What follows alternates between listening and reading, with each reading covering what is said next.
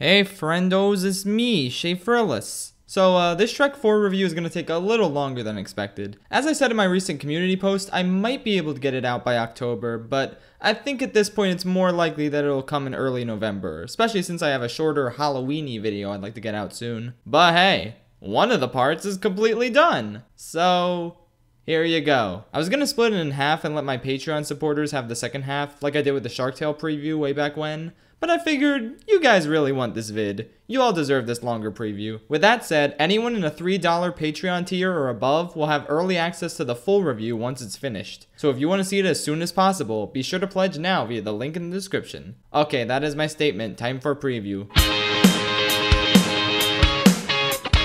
Nuclear take for y'all, coming right up. Fiona is the best she's ever been in the entire franchise within this movie. Really think about it. Her story relevance has been on a gradual decline as these movies went along. She's an essential character in the first film, and there's a fairly decent chunk of depth to her there. Even though she needs to be saved by Shora and Donkold, she's still capable of beating the shit out of Organization Tight Pants, as she's insecure about her whole ogre curse. But don't cry, Fiona. Don't you know that Shrek likes 'em big? He likes them clumpy. In the end, she learns to love herself for who she is and accept her ogre form. Body positivity. Then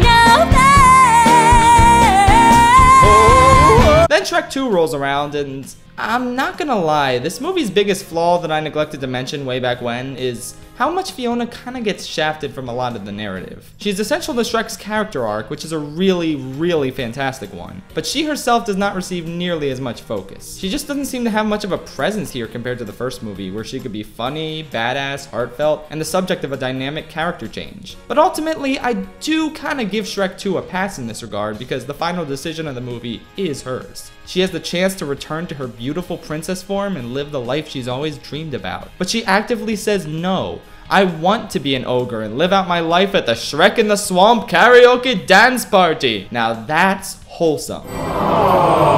Shrek the Third is an embarrassment to nature. Fiona has no purpose to this story at all. She's just baby mama. She gets nothing. She loses. Or rather, we, the audience, lose. Good day, sir. This movie signified a shift in focus from the beautiful, unlikely romance that was at the heart of the first two movies to stupid garbage with no coherent messages or emotion. Shrek Forever After comes in and says, hey, let's make Fiona like a vital part of the story again. And so she is. A ton of the narrative revolves around her for the first time since the first movie, though they do something neat by inverting her story arc. Instead of being a princess by day who's ashamed of being an ogre at night, she embraces her warrior ogre side and hides the fact that she becomes a princess during the day. Nobody rescued her in this timeline, and it really got to her emotionally and psychologically. She lets Shrek know through no uncertain terms how brutal it was to live in that tower all these years, which is something we didn't really touch on in the first movie. Here it's like, oh shit, the Shrek movie is dark. Did you live all alone in a miserable tower? Did you cry yourself to sleep every night, waiting for a true love that never came? And I know that you sleep by candlelight because every time you close your eyes,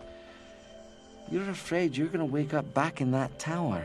Wow, yeah, I can see how she became a jaded warrior who rejects this whole princess nonsense. This is just tragic. And again, Shrek 1 kind of glossed over a lot of this. Oh, wait a minute! Shrek the Musical covered her time in the tower in a comedy song because this musical is a complete joke! Also, they make fun of her being bipolar, and then they proceed to rhyme that verse with, I'm a very gifted bowler. Why are you the way that you are? I hate so much about the things that you choose to be.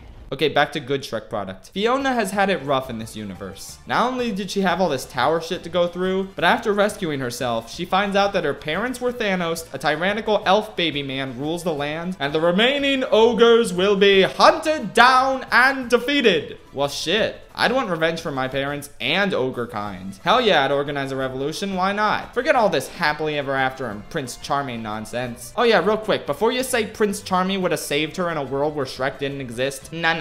Prince Charming would have got eaten by the dragon, ya goof. That's my headcanon anyway. Not sure what happened to Fairy Godmother, but maybe Rumple took care of her, I don't know, who knows. I think the real question is what happened to Lord Farquaad? Is he just chilling over there in Duloc while Wakes McGee owns Far, Far Away? Are they gonna fight? That's the spin-off Disney Plus series I'd like to see. Forget Loki. Marvel Studios Farquaad, baby! Well, I'm getting really sidetracked here. Okay, back to Fione. Overall, it's just really novel to see a woman who is so hell-bent on the idea of true love solving everything, rejecting it entirely in favor of making things better on her own. And that leads to some compelling drama because we know that true love really is the way to win the war and fix everything. So watching Shrek try and win over a world-weary, stoic Fiona who has no interest in love whatsoever is really neat. Hey, Scott? Hey y'all! He has to adapt to her current needs and show his dedication to her cause of liberating the kingdom, freeing all ogres, and taking down Shane Dawson. The seeds for this are planted when, after his romantic gestures don't work, he trains with her instead. It's a wholesome montage, and their dimension-displaced connection is made clear not only to Puss, but to the audience as well. I got more stuff to say about Ogre Lady, but we'll save the rest for later. For now, I want to turn the spotlight over to our delightfully devilish villain. Well, that was preview. Hope you're looking forward to the finished product. Be sure to subscribe and hit the bell or something to get notified when the full thing comes out, or get it early on Patreon once it's done. I don't know. Bye!